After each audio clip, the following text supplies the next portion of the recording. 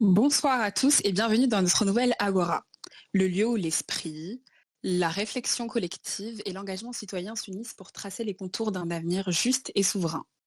Aujourd'hui, deux voix majeures résonnent dans notre tribune. Juan Branco, figure essentielle de notre mouvement, qui revient après une longue période d'épreuve pour dresser le bilan des derniers mois et définir la marche à suivre pour les défis à venir. Sébastien Périmoni, qui viendra nous éclairer sur la relation complexe entre la France et l'Afrique, enjeu stratégique majeur pour notre souveraineté et notre rôle dans le monde. Car comprendre, débattre et agir sont les clés pour construire la suite. Que les débats commencent et que nos voix dessinent l'avenir. Maître Branco, bonjour.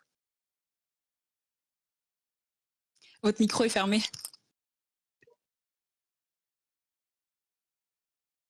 Je vous laisse prendre la parole. Bonne conférence.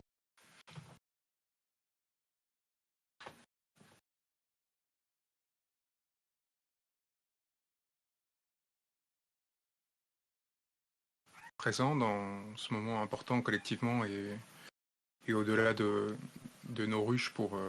la France. Nous sommes à un moment charnière dans lequel le système qui nous gouverne et nous dirige, dont nous avions annoncé la fin à partir de Crépuscule, s'effondre. La question qui se pose aujourd'hui est celle du rôle que l'on aura à jouer dans une situation qui peut être particulièrement perturbante pour les citoyens français et pour ceux qui souhaitent s'engager pour sauver leur patrie, sauver leur pays et sauver un peuple que l'on va finir par envoyer en guerre dans des tranchées par tout moyen à se perpétuer. La question de la mise en tension économique est particulièrement grave aujourd'hui, notamment à l'égard d'une mise en tension du corps social français particulièrement lourde, responsabilité de nos dirigeants qui ont toujours fonctionné de façon à se passer les plats les uns les autres en générant une impression de mouvement au détriment de la société qui à chaque fois se laissait emporter par des enthousiasmes qui étaient artificiellement générés à cette fin. C'est ce que l'on a essayé de détricoter avec la description du fonctionnement oligarchique dans Crépuscule et dans les livres qui ont suivi en essayant d'adopter une méthode qui nous permette d'éviter les difficultés qui sont nées notamment au cours du mouvement des Gilets jaunes. Quelque part, nous avons une responsabilité particulière, particulièrement lourde, en ce que nous avons été informés en amont du reste de la citoyenneté française du fonctionnement réel de ce système et des conséquences qu'il pouvait générer. Je pense que dans une configuration comme celle-ci, il faut qu'on fasse preuve d'une grande maturité et qu'on réfléchisse collectivement au rôle que l'on aura à jouer individuellement pour essayer de transmettre ce savoir et pour mettre en mouvement ce fonctionnement. Pour rendre fonctionnel ce mouvement. Je pense qu'un des enjeux qui ont beaucoup généré de débats au sein des personnes les plus éveillées de la société était en lien avec le 10 septembre, c'est-à-dire des appels divers qui ont cherché à générer une forme de mobilisation sur le modèle des Gilets jaunes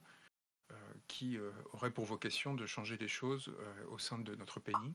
à travers un certain nombre de méthodes qui ont été présentées, qu'elles soient bancaires ou autres. J'ai reçu beaucoup de sollicitations à cette fin et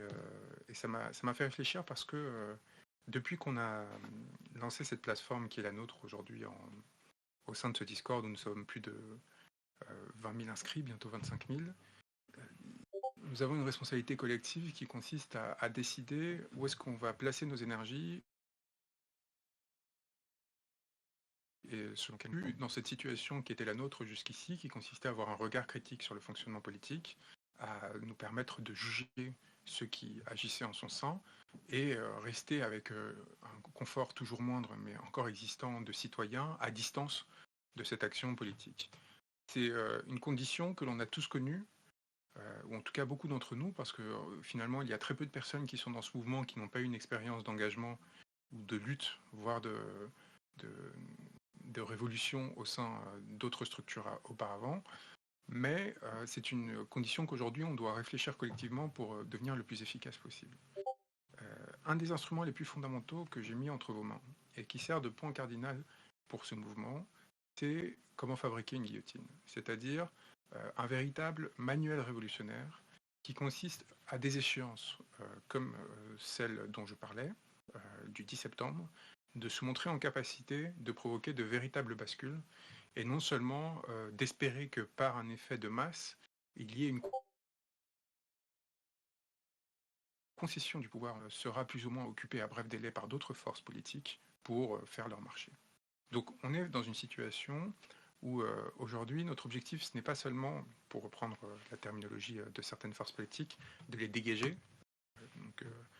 terminologie qui par sa vulgarité révèle aussi quelque part une forme de faiblesse de la pensée et d'incapacité à réfléchir à l'instant d'après. Notre objectif c'est non seulement de créer ou de forcer ce vide qui de toute façon va arriver, ça c'est le pari des forces révolutionnaires classiques habituels qui consiste à penser que quoi qu'il arrive, quelque chose se passera, mais à s'assurer que le fruit de cette chute, d'une part que cette chute génère un fruit et que le fruit de cette chute revienne au peuple français. Et donc, nous avons deux branches dans ce travail de mise en situation. D'une part, c'est la préparation se divise en deux sous-catégories. D'abord, l'aspect programmatique, c'est-à-dire quelle est la société que l'on voudra demain. Celle-ci, c'est un travail qui a été élaboré. On a une base programmatique qui est celle qui a fait qu'on se retrouve ensemble et qu'on est en train d'enrichir de façon collective. Et on va proposer une nouvelle itération, donc une nouvelle version de ce projet qui aura pris en compte les dernières transmissions, échanges qui ont été faites au sein de ce Discord et qui sera à son tour diffusable pour montrer qu'en fait, il est possible de diffracter quelque part la société et de construire une nouvelle forme de vivre ensemble. L'autre élément, tout aussi cardinal, eh bien, il est tout simple.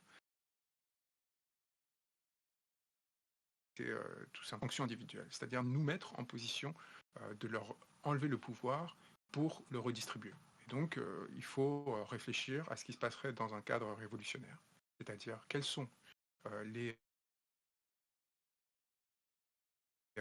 échéances à se préparer, qu'elles soient institutionnelles ou justement subversives, et évidemment quelles fonctions nous jouerons au sein et au cours de ces échéances. Donc, c'est-à-dire, est-ce que s'il y a un processus révolutionnaire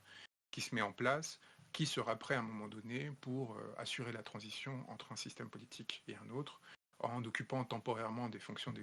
d'exécution, et qui, si le fonctionnement institutionnel permet une bascule temporaire au moins politique, sera amené à se présenter à une échéance électorale ou à exercer des fonctions de transition dans un gouvernement. Premier point. La deuxième branche, qui est tout aussi importante, c'est celle du moment.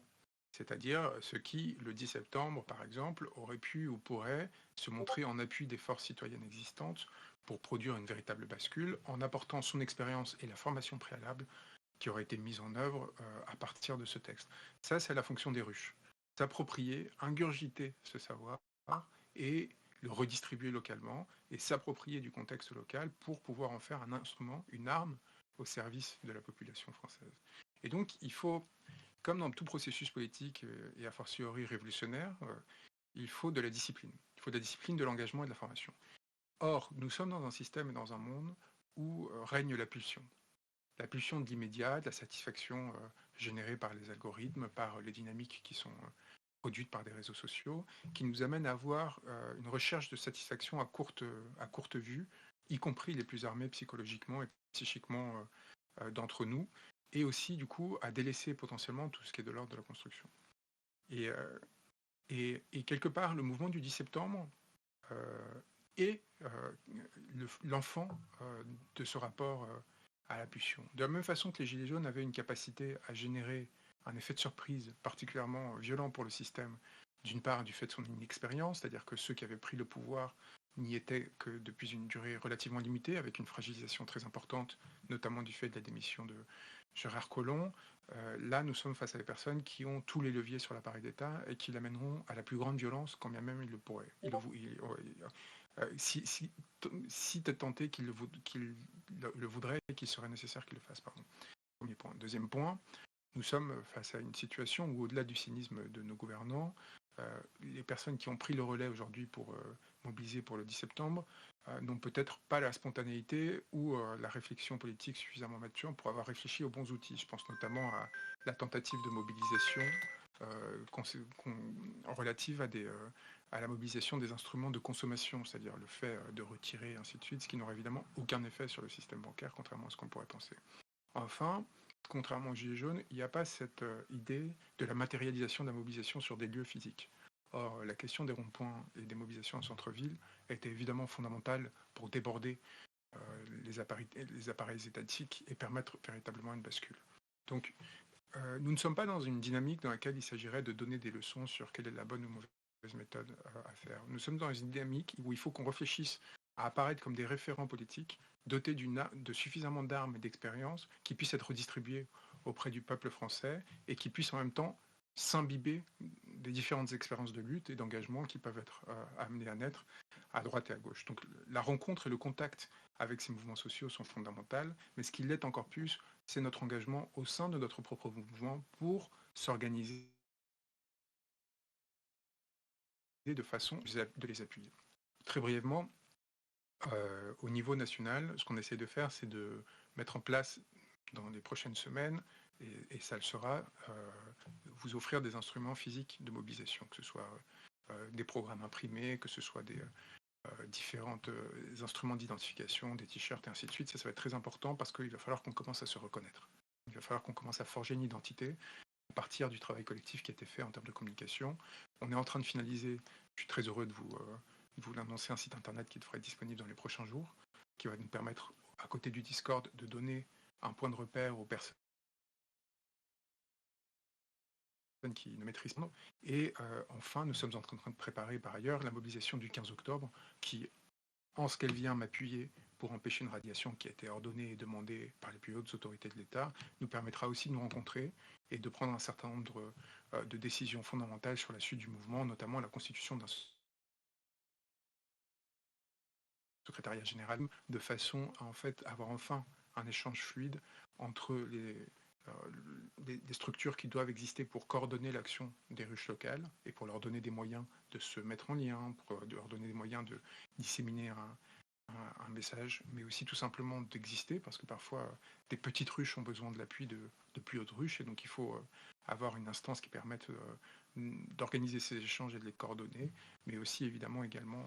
la suite du processus, notamment en termes d'engagement politique, avec des questions fondamentales dont j'avais demandé à ce qu'elles en soient débattues il y a quelques semaines, qui consistaient à réfléchir sur l'opportunité ou non pour ce mouvement de soutenir des forces politiques au cours des échéances intermédiaires qui vont exister, notamment les législatives ou les municipales, ou au contraire rester détaché de ce qui s'apparaît de plus en plus comme une course à l'échalote et au poste, et se préparer de façon solide à la seule subversion possible